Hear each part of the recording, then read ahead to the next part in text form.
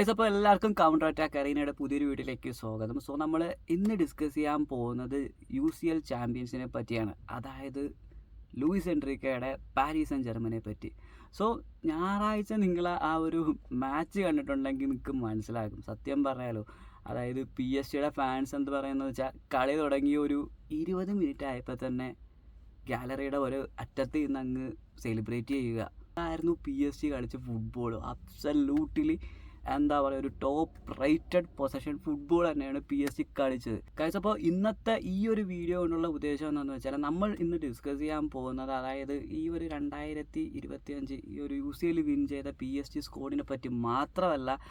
അതായത് നമുക്കറിയാം, അതായത് 2015 അതായത് പ്രൈം MSN വെച്ച് ലൂയിസ് എൻട്രിക്കെ ബാർസലോണയ്ക്ക് വേണ്ടി UCL നേടിയിട്ടുള്ള ഒരു ചരിത്രം ഉണ്ടായിരുന്നു. സോ അന്ന് 2015 ലൂയിസ് എൻട്രിക്കെ ഫോളോ ചെയ്ത ഒരു സിസ്റ്റം ഉണ്ടായിരുന്നു, അതായത് പൊസഷൻ ഫുട്ബോളിൻ്റെ ഒരു പീക്ക്. നമുക്ക് പൊസഷൻ ഫുട്ബോൾ ടിക്കറ്റ് ആക്കുക എന്നൊക്കെ പറയുമ്പോൾ നമുക്ക് കറക്റ്റ്ലി ഓർമ്മ വരുന്നത് അതായത് ആ ഒരു പ്രൈം ബാർസലോണയാണ്. സോ നമുക്ക് അതിനെ ഒരു എക്സാമ്പിളായിട്ട് എടുക്കാൻ പറ്റുള്ളൂ. കാരണം അതിൻ്റെ ഒരു പ്രൈം ഫുട്ബോൾ എന്ന് വെച്ചാൽ ഒരു പീക്ക് പൊസഷൻ ഫുട്ബോളിൻ്റെ ഒരു എന്താ പറയുക, ഒരു ടോപ്പ് വെർഷൻ തന്നെയാണ് ബാർസലോണ. സോ ആ ഒരു സ്ക്വാഡ് പുള്ളിക്കാരൻ 2015 ലൂയിസ് എൻട്രിക്കെ ആ ഒരു സ്ക്വാഡിൽ യൂസ് ചെയ്ത കുറച്ച് ടാറ്റിക്സ് ഉണ്ട്.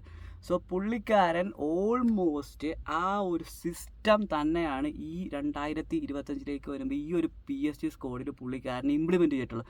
എക്സാക്റ്റ്ലി ആ സിസ്റ്റം അതേപോലെ എടുത്ത് ഫോളോ ചെയ്തിട്ടില്ല. കാരണം ആ ഒരു സിസ്റ്റത്തിലും ഈ ഒരു സിസ്റ്റത്തിലും അതായത് പല ടൈപ്പ് ഓഫ് പ്ലെയേഴ്സാണുള്ളത്. കാരണം ആ ഒരു ബാർസലോണ സ്ക്വാഡിൽ എന്ന് പറയുന്നത് കുറച്ചുകൂടി ടെക്നിക്കലി ഓറിയൻറ്റഡ് ആയിട്ടുള്ള പ്ലെയേഴ്സ് കുറച്ചുകൂടി കൂടുതലായിരുന്നു.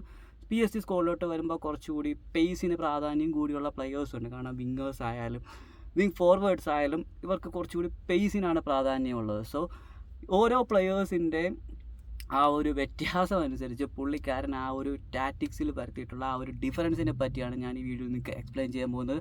ഗൈസ്, അപ്പോൾ ഈ ഒരു വീഡിയോ കൊണ്ട് ഞാൻ ആ ഒരു PSG കാര്യം മാത്രമല്ല ഞാൻ എക്സ്പ്ലെയിൻ ചെയ്യുന്നത് 2022 PSG-യും അതേപോലെ തന്നെ 2023 PSG-യും, അതായത് പ്രൈം നിങ്ങൾക്കറിയാമല്ലോ, അതായത് MN ഓൾമോസ്റ്റ് ഒരു പെസ് ടീം എന്നൊക്കെ പറഞ്ഞ് ആ ഒരു ഹൈപ്പിൽ വന്നൊരു ടീം, മെസ്സി, നെയ്മർ, എംബാപ്പെ എന്നൊക്കെ പറഞ്ഞിട്ട് ഒരു വലിയൊരു ഹൈപ്പ് തന്നെയാണ് 2022 ഉണ്ടാക്കിയത്. സോ ആ ഒരു സ്ക്വാഡ് എന്തുകൊണ്ട് എന്ന് വെച്ചാൽ ആ ഒരു system tikki taka footballing system, ആ ഒരു പൊസഷൻ ഫുട്ബോളിംഗ് സിസ്റ്റം എന്തുകൊണ്ട് ആ ഒരു സ്ക്വാഡിൽ വർക്കൗട്ട് ആയില്ല. ഈവൻ പൊച്ചറ്റീനോ ആയാലും ക്രിസ്റ്റോഫ് ഗൾട്ടർ ആയാലും ആ ഒരു സ്ക്വാഡിൽ വെച്ചാൽ 2 സീസണിലും ഡിഫറൻറ്റ് കോച്ചസ് ആയിരുന്നു. ആദ്യത്തെ സീസണിൽ പൊച്ചറ്റീനോ വന്ന് പുള്ളീനെ സാക്ക് ചെയ്തു. പുള്ളിക്കാരൻ ഇംപ്ലിമെൻറ്റ് ചെയ്ത ഒരു സിസ്റ്റം ഉണ്ടായിരുന്നു, പൊസഷൻ ഫുട്ബോളിൻ്റെ സിസ്റ്റം. കാരണം നെയ്മറുണ്ട്, മെസ്സി ഉണ്ട്, എംബാപ്പെ ഉണ്ട്. സോ എന്തുകൊണ്ട് ആ ഒരു സിസ്റ്റം ട്രൈ ചെയ്തുകൂടാ? പുള്ളി ട്രൈ ചെയ്തു, പുള്ളി ഫെയിലായി. അതേപോലെ ക്രിസ്റ്റോഫ് ഗാൾട്ടറും വന്നു, പുള്ളിക്കാരന് ഇതേപോലെ തുടക്കം വന്നു, 1000 പാസ്സൊക്കെ ഉണ്ടാക്കി നല്ല ഹൈപ്പിലൊക്കെ വന്നതാണ്. പക്ഷേ പുള്ളിക്കാരൻ അതേപോലെ തന്നെ ഡ്രോപ്പ് ഔട്ടായിപ്പോയി. സോ എന്തുകൊണ്ട് എന്താ പറയുക, ആ ഒരു ടാറ്റിക്സ് ആ ഒരു പ്ലെയേഴ്സിൻ്റെ ഇടയിൽ വർക്കൗട്ടല്ല. ആദ്യം തന്നെ പറയുകയാണെങ്കിൽ നമുക്ക് PSG സ്ക്വാഡ് എന്തുകൊണ്ട് 2022-23 സീസണിൽ ഫ്ലോപ്പായി എന്നൊരു കാര്യം നമുക്ക് നോക്കാം. സോ ആ ഒരു കാര്യം മനസ്സിലാക്കണമെങ്കിൽ നമുക്ക് എന്താ പറയുക, ആ ഒരു പൊസഷൻ ഫുട്ബോളിൻ്റെ ആ ഒരു ടാറ്റിക്കൽ ഓറിയൻറ്റഡുള്ള കാര്യങ്ങൾ കുറച്ചുകൂടി അറിഞ്ഞിരിക്കണം. സോ ആ ഒരു കാര്യം, അതായത് എന്താണ് പൊസഷൻ ഫുട്ബോൾ, പൊസഷൻ ഫുട്ബോളിൻ്റെ സിസ്റ്റം എന്താണ്, അതിൽ ഓരോ പ്ലെയേഴ്സും ചെയ്യേണ്ട ആ ഒരു റെസ്പോൺസിബിലിറ്റീസ് എന്തൊക്കെയാണെന്നാണ് ഞാൻ ആദ്യമേ എക്സ്പ്ലെയിൻ ചെയ്യാൻ പോകുന്നത്. സോ അത് വെച്ച് നമുക്ക് PSG 2022 ആ ഒരു MNM ഉണ്ടായിരുന്നപ്പോൾ ഒരു സ്ക്വാഡും അതേപോലെ തന്നെ ഈ പ്രായസ്ഥ ചാമ്പ്യന്മാരായ PSG സ്ക്വാഡിനെ നമുക്കൊന്ന് കമ്പയർ ചെയ്യാം. അപ്പോൾ ആ ഒരു ക്രൈറ്റീരിയ, അതായത് ഓരോ പ്ലെയേഴ്സും ചെയ്യേണ്ട റോള് മനസ്സിലാക്കിയാൽ തന്നെ നിങ്ങൾക്ക് മനസ്സിലാകും ഈ 2 സ്ക്വാഡ് തമ്മിൽ എന്തുകൊണ്ട് ടാറ്റിക്കലി വർക്കൗട്ടായി. യൂഷ്വലി ആ ഒരു പൊസഷൻ ഫുട്ബോൾ കളിക്കണമെങ്കിൽ എന്താ പറയുക, ചൂസ് ചെയ്യുന്ന ഫോർമേഷൻ എന്ന് പറയുന്നത് 4-3-3 ആണ്. സോ എന്താ പറയുക, ആദ്യം തന്നെ നമുക്ക് ആ ഒരു സെൻറ്റർ ബാക്കുകളുടെ റോൾ എന്താണെന്ന് നോക്കാം. സോ മേജർലി സെൻറ്റർ ബാക്കുകളുടെ ആ ഒരു പ്രൈമറി റെസ്പോൺസിബിലിറ്റീസ് എന്ന് പറയുന്നത് തന്നെ ഹൈ ലൈൻ കീപ്പ് ചെയ്യുക. അതാണ് ആ ഒരു പൊസഷൻ ഫുട്ബോളിംഗ് സിസ്റ്റത്തിൽ സെൻറ്റർ ബാക്ക് ചെയ്യേണ്ട ആ ഒരു മേജർ റെസ്പോൺസിബിലിറ്റീസ്. ഈവൻ അതർ പറയുമ്പോൾ എന്താ പറയുക, മേജർ റെസ്പോൺസിബിലിറ്റി വേറെ ഒരുപാട് കാര്യങ്ങളുണ്ട്. അതായത് ഡിഫെൻഡ് ചെയ്യണം, സെൻറ്റർ ബാക്കായി ഡിഫെൻഡ് ചെയ്യണം. അതൊക്കെ എല്ലായിടത്തും ഉള്ള കാര്യമാണ്, എല്ലാ സിസ്റ്റത്തിലുള്ള കാര്യമാണ്. അതല്ല, ഈ ഒരു പൊസഷൻ ഫുട്ബോളിംഗ് സിസ്റ്റം വർക്കൗട്ട് ആണെങ്കിൽ സെൻറ്റർ ബാക്കുകൾ മാക്സിമം ഹൈ ലൈനിൽ നിൽക്കുക. കാരണം ആ ഒരു ഓഫ് സൈഡ് ട്രാപ്പൊക്കെ ബീറ്റ് ചെയ്യുക, അത്രയ്ക്ക് ആ ഒരു സ്കിൽഫുള്ളായിട്ടുള്ള ആ ഒരു സെൻറ്റർ ബാക്കുകൾ ഉണ്ടെങ്കിൽ ആ ഒരു സിസ്റ്റം കുറച്ചുകൂടി എഫക്റ്റീവായിരിക്കും. സോ ഇനി നമുക്ക് ആ ഒരു വിങ് ബാക്കുകളുടെ റെസ്പോൺസിബിലിറ്റീസ് എന്തൊക്കെയാണെന്ന് നോക്കാം. സോ ലെഫ്റ്റ് ബാക്കും റൈറ്റ് ബാക്കും. സോ ഇവരുടെ മേജർ റെസ്പോൺസിബിലിറ്റീസ് എന്ന് പറയുന്നത് തന്നെ ആ ഒരു വിഡ്ത്ത് പ്രൊവൈഡ് ചെയ്യുക എന്നാണ്.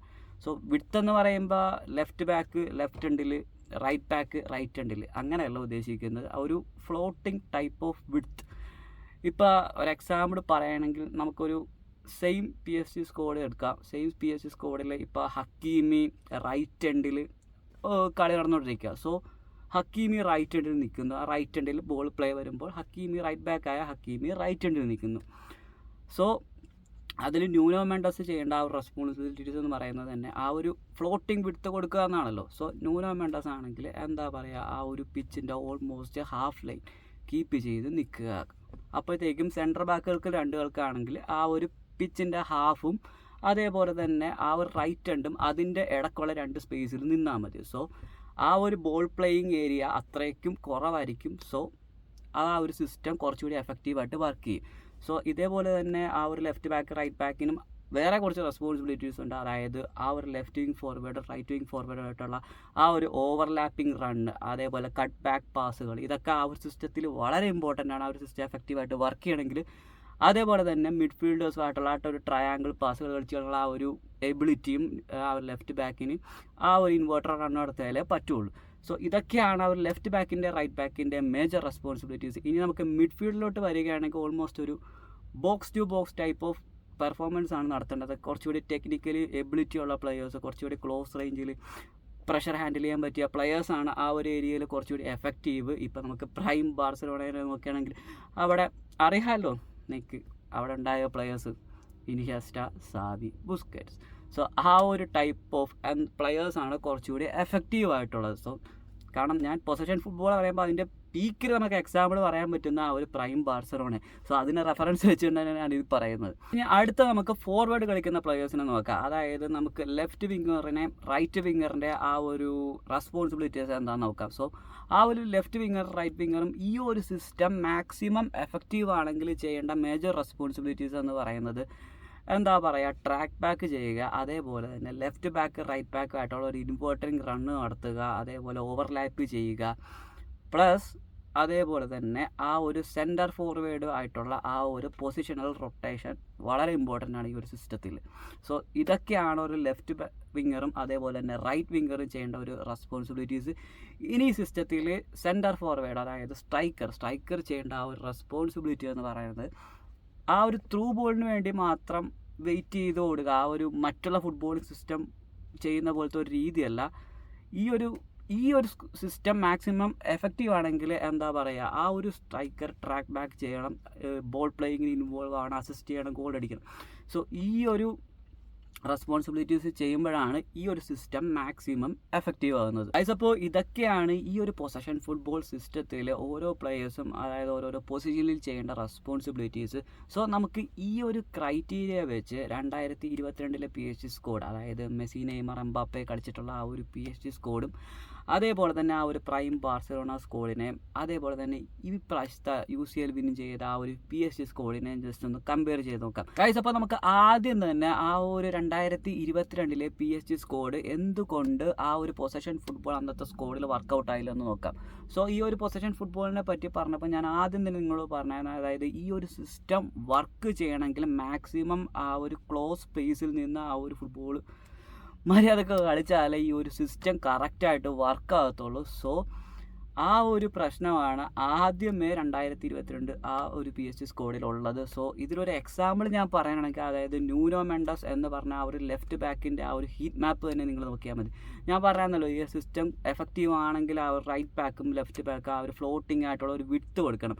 സോ 2022 ന്യൂനോ മെൻഡസിൻ്റെ ആ ഒരു ഹീറ്റ് മാപ്പ് നോക്കുമ്പോൾ നിങ്ങൾക്ക് മനസ്സിലാവും. അതായത് പുള്ളിക്കാരൻ ആ ഒരു ലെഫ്റ്റ് എൻഡ് ഏരിയയിൽ ഒരു എന്താ പറയുക, ഒരു 30 മീറ്റർ അകത്തോട്ടുള്ള ഏരിയയിലാണ് പുള്ളിക്കാരൻ ആ ഒരു പവർ ഏരിയ ആയിട്ട് പുള്ളിക്കാരൻ പെർഫോം ചെയ്തിട്ടുള്ളത്. ആ ഒരു ഏരിയയിലാണ് പുള്ളിക്കാരൻ സ്റ്റാൻഡ് ആൻഡ് ഡെലിവറി ചെയ്ത് കൂടുതൽ നേരം കളിച്ചിട്ടുള്ളത്. സോ ഈ പ്രാവശ്യത്തെ സിസ്റ്റത്തിലോട്ട് വരികയാണെങ്കിൽ പുള്ളിക്കാരൻ എന്താ പറയുക, കുറച്ചൊരു ഓൾമോസ്റ്റ് പിച്ചിൻ്റെ ആ ഒരു ഹാഫ് ലൈനിൻ്റെ അടുത്ത് വരെയുണ്ട്. അവർ നടുക്ക് ഒരു 40 എന്താ പറയുക, ഒരു 10 മീറ്റർ കൂടി കൂടുതലുണ്ട്, ലൈക്ക് വ്യത്യാസമുണ്ട്. സോ അത്രയും ആ ഒരു വിഡ്ത്ത് എക്സ്ട്രാ ഈ പ്രാവശ്യം ന്യൂനോ മെൻഡസ് എക്സ്ട്രാ കൊടുക്കുന്നതുകൊണ്ട് ആ ഒരു സിസ്റ്റം കുറച്ചുകൂടി എഫക്റ്റീവായിട്ട് വർക്ക് ചെയ്യും. കാരണം എന്താണെന്ന് വെച്ചാൽ ഹക്കീമിക്ക് അത്രയും ഫ്ലോട്ടിംഗ് വിഡ്ത്തുണ്ട്. സോ ഈ ഒരു കാര്യം ഉള്ളത് കൊണ്ടാണ് ഈ ഒരു സിസ്റ്റം കുറച്ചുകൂടി എഫക്റ്റീവായിട്ട് ആ ഒരു 2022 സ്കോഡിൽ നിന്നും വർക്കൗട്ടായത്. അപ്പോൾ ഇനി അടുത്ത ഒരു കാര്യം, എന്തുകൊണ്ട് PSG ആ ഒരു സ്കോഡ് അന്ന് വർക്കൗട്ടായില്ല എന്ന് പറയാനാണെങ്കിൽ, ആ ഒരു ഡിഫറൻസ് വരുന്നത് ആ ഒരു സെൻറ്റർ ബാക്കുകളുടെ ആ ഒരു പൊസിഷനിങ്ങും ആ ഒരു എബിലിറ്റിയിലുമാണ്. സോ അന്നത്തെ ആ ഒരു PSG സ്കോഡിൽ ഉണ്ടായിരുന്നത്, അതായത് കിംബപ്പെ, അതേപോലെ തന്നെ മാർക്കീനോ, സെർജിയോ റാമോസ് ഇതേപോലത്തെ കളിക്കാരായിരുന്നു. സോ ഇന്ന് വരികയാണെങ്കിൽ എന്താ പറയുക, അതേ മാർക്കീനോസ് തന്നെയാണ് ഉള്ളത്. പക്ഷേ വില്യം പാച്ചോ എന്ന് പറഞ്ഞ ഒരു കളിക്കാരൻ, ആ ഒരു അപാര ഇമ്പാക്റ്റാണ് പുള്ളിക്കാരൻ ഉണ്ടാക്കിയത്. പുള്ളിക്കാരൻ്റെ ആ ഒരു ഹൈലയിൽ നിന്ന് ആ പുള്ളിക്കാരൻ്റെ പേസൊക്കെ യൂസ് ചെയ്ത് പുള്ളിക്കാരൻ്റെ ആ ഒരു പൊസിഷനിങ് ഒക്കെ ഈ ഒരു സ്കോഡിനെ വല്ലാതെ ഇമ്പ്രൂവ് ചെയ്തിട്ടുണ്ട്. സോ പുള്ളിക്കാരൻ ഒരു അണ്ടർ റേറ്റഡ് ഡിഫൻഡറാണ്. സോ ഇനി ആ ഒരു സിസ്റ്റത്തിൽ ആ ഒരു ഡിഫറൻസ് കൊണ്ടുവന്നിട്ടുള്ള മേജർ ഒരു കളിക്കാരിൽ ഒരാളാണ് ജാവോ നെവേസ്. കാരണം വിറ്റീന അന്നും PSG ആ ഒരു സ്കോഡിലുണ്ടായിരുന്നു. പക്ഷെ അന്ന് വിറ്റീനയൊക്കെ കൊടുത്തിരുന്ന റോള് എന്താ പറയുക, ഡിഫറൻ്റ് ആയിരുന്നു. കാരണം അന്ന് വെറൈറ്റി ആയിരുന്നു, കുറച്ചുകൂടി ബോക്സ് ടു ബോക്സ് ആയിട്ട് കളിച്ചിരുന്നത്. ഇന്ന് വിറ്റീനയൊക്കെ ആ ഒരു മിഡ്ഫീൽഡിൽ എന്താ പറയുക, കുറച്ചുകൂടി ഫ്രീഡമാണ് എന്താ പറയുക ലൂയിസ് എൻട്രിക്കെ കൊടുത്തിരിക്കുന്നത്. സോ നിങ്ങൾക്ക് വിറ്റീനയുടെ കളി ശ്രദ്ധിച്ചാൽ തന്നെ അറിയാം, അതായത് പുള്ളിക്കാരൻ എന്താ പറയുക, ഒരു വല്ലാത്തൊരു ഇമ്പാക്റ്റ് ആ ഒരു മിഡ്ഫീൽഡ് ഉണ്ടാക്കുന്നത്. അതായത് നോർമലി ബോൾ എടുത്ത് ചുമ്മാ അങ്ങോട്ട് പാസ് ചെയ്യുകയല്ല, ചുമ്മാ ഒരു 100-150 പാസ് അങ്ങ് കംപ്ലീറ്റ് ചെയ്യുകയല്ല. പുള്ളിക്കാരൻ ബോൾ എടുത്തിട്ട് എന്താ പറയുക, ആ ഒരു ഫ്രീ സ്പേസിലോട്ട് ഓടുന്ന ആ ഒരു റണ്ണൊക്കെ ഉണ്ട്, അത് അപാരം തന്നെ. അതൊക്കെ പറയാം, ചില ഫുട്ബോളിൽ തന്നെ എന്താ പറയുക, ചില ഗിഫ്റ്റഡ് ആയിട്ടുള്ള മിഡ്ഫീൽഡേഴ്സിന് മാത്രം കിട്ടുന്ന ഒരു എബിലിറ്റിയാണ്. എന്ന് വെച്ചാൽ ഫ്രീ സ്പേസ് കണ്ട ആ ഒരു ഗ്യാപ്പ് അപ്പോഴേ ഫില്ല് ചെയ്യും. അത്രയ്ക്ക് പ്രഷറാണ് മിഡ്ഫീൽഡിൽ പുള്ളിക്കാരൻ ക്രിയേറ്റ് ചെയ്യുന്നത്. സോ അതേപോലെ തന്നെ ജാവോ നെവേസിൻ്റെ ഇമ്പാക്റ്റും ഈ ഒരു സിസ്റ്റത്തിൽ വളരെ ഇമ്പോർട്ടൻ്റ് ആണ്. കാരണം അന്ന് വെരാറ്റി കുറച്ചുകൂടി ഏജ്ഡായി, ഡിഫെൻസീവ്ലി വലിയ എന്താ പറയുക ഒരു ഇമ്പാക്റ്റും കാര്യങ്ങളും ഇല്ലായിരുന്നു. പക്ഷേ ഇവിടെ ജാവോ നെവേസ് എന്ന് പറഞ്ഞ കളിക്കാരൻ്റെ ആ ഒരു പൊസിഷനിങ്ങും ആ ഒരു മാർക്കിങ്ങൊക്കെ അടിപൊളി തന്നെയാണ്. കാരണം അതൊക്കെ വല്ലാത്തൊരു ഡിഫറൻസാണ് ഈ PSG സ്കോഡിൽ ഉണ്ടാക്കിയിരിക്കുന്നത്. ഗൈസ്, ഇനി അവസാനത്തെ ആ ഒരു പ്രശ്നം നോക്കുവാണെങ്കിൽ, PSG ആ 2022 ഫോർവേഡ് ലൈൻ എന്ന് പറയുന്നത് MNM. ഈ പ്രാവശ്യം മിക്ക ടൈമിലും കളിച്ചിരുന്നത് ബാർക്കോള, അതേപോലെ ഡെസറെ ഡുവെ, കവസ്കേലിയ, അതേപോലെ തന്നെ ഡെമ്പല്ലെ, ഈ ഒരു 4 പേരാണ് കളിച്ചിരുന്നത്. സോ അവനും എന്താ പറയുക 4-3-3 എന്ന് പറഞ്ഞൊരു ഫോർമേഷൻ പോലെയൊക്കെ തന്നെയാണ് ഓൾമോസ്റ്റ് ഫോളോ ചെയ്തിട്ടുള്ളത്.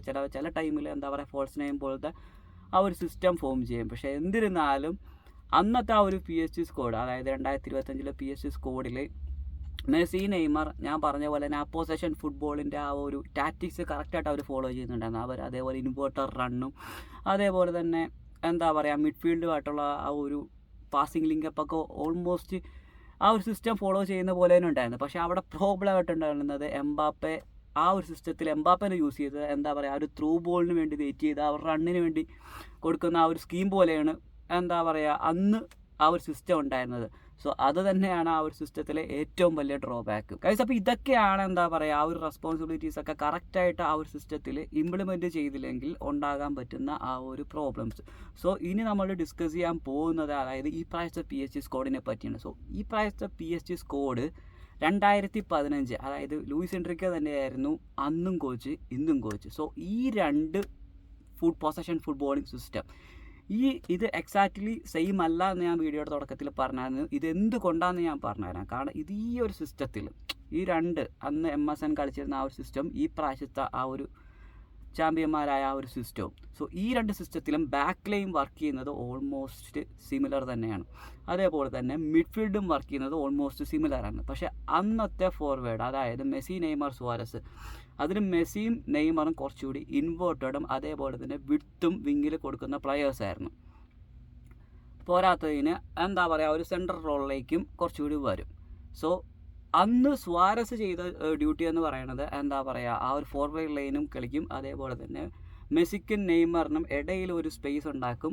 മനസ്സിലായോ? അപ്പോൾ ആ ഒരു പാസിംഗ് സിസ്റ്റം കുറച്ചുകൂടി ക്ലോസ് ആകും. സോ അതേപോലെ പുള്ളിക്കാരൻ സുവാരസ് ട്രാക്ക് ബാക്ക് ചെയ്യും, അതേപോലെ പാസ് ചെയ്യും. പുള്ളിക്കാരൻ്റെ ബാർസലോണ സ്റ്റാറ്റ് നോക്കിയാൽ തന്നെ നിങ്ങൾക്ക് അറിയാൻ പറ്റും.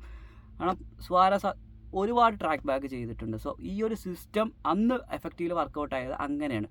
സോ ഈ ഒരു PSG സ്കോഡിലേക്ക് വരുമ്പോൾ ആ ഒരു ഫോർവേഡ് ലൈൻ ചെയ്ത ആ ഒരു റെസ്പോൺസിബിലിറ്റീസിൽ ചെറിയൊരു മാറ്റമുണ്ട്. കാരണം അന്ന് അവർ ചെയ്തത് സുവാരസ് നടുക്ക് നിന്നിട്ട് എന്താ പറയുക മെസ്സി, നെയ്മർ അപ്പുറത്ത് ഇൻവേർട്ടറായിട്ട് കളിക്കും, വിങ്ങിൽ കളിക്കും. സോ ഈ പ്രാവശ്യത്തെ PSG സ്കോഡിൻ്റെ ആ ഒരു ഡിഫറൻസ് എന്നാണ് പറയുന്നത് ആ ഒരു ഫ്രണ്ട് ത്രീയിലാണ്. അതായത് ഇവർ ഫ്ലോട്ടിംഗ് ടൈപ്പ് ഓഫ് എന്താ പറയുക ആ ഒരു ഫോർമേഷനാണ് കളിച്ചത്. അതായത് ചിലപ്പോൾ ഡെമ്പല്ലേ ലെഫ്റ്റി കളിക്കും, ഡെസൈർ ഡുവേ ലെഫ്റ്റി കളിക്കും. അപ്പോൾ ഇതൊക്കെയാണ് ആ ഒരു ടാക്ടിക്സിനെ പറ്റി ഈ ഒരു വീഡിയോയിൽ പറയാനുള്ളത്. സോ ഈ വീഡിയോ കണ്ടിട്ട് നിങ്ങൾക്ക് ഈ കാര്യങ്ങളൊക്കെ മനസ്സിലായിട്ടുണ്ടെങ്കിൽ ജസ്റ്റ് വീഡിയോയുടെ താഴത്തൊന്ന് കമൻറ്റ് ചെയ്യുക. അതേപോലെ ഈ വീഡിയോയിൽ ഞാൻ പറഞ്ഞിട്ടുള്ള കാര്യങ്ങളിൽ എന്തെങ്കിലും ഇമ്പ്രൂവ് ആക്കാനുണ്ടെങ്കിൽ, എന്തെങ്കിലും മിസ്റ്റേക്കുകൾ വരുത്തിയിട്ടുണ്ടെങ്കിൽ അതും ജസ്റ്റ് ഒന്ന് കമൻറ്റിൽ രേഖപ്പെടുത്തുക. So bye guys.